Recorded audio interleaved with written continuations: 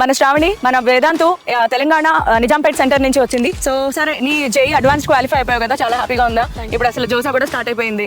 Okay, so JEE advanced నీ rank ఏంటి, అలాగే జేఈ మెయిన్స్ పర్సెంటైల్ ఎలా వచ్చింది ఒకసారి చెప్పు. జేఈ అడ్వాన్స్ లో సిఆర్ఆర్ ర్యాంక్ వచ్చేసి 32,000 మ్యామ్, అండ్ ఓబీసీ ర్యాంక్ 9,000 వచ్చింది.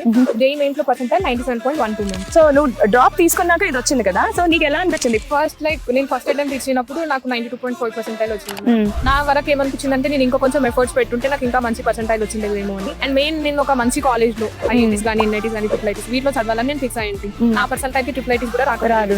సో అప్పుడు లైక్ ఏమైనా సరే డ్రాప్ తీసుకొని ఒక ఛాన్స్ ఇద్దాము, రిగ్రెట్ అవ్వకుండా ఉండాలి ఫ్యూచర్ లో. మరి అప్పుడు నీకు ఏ మాత్రం అనిపించలేదా రెండోసారి కూడా మరి నాకు రాకపోతే అనే ఫీలింగ్ ఏం రాలేదా? నమ్మకం ఉండను నా పైన.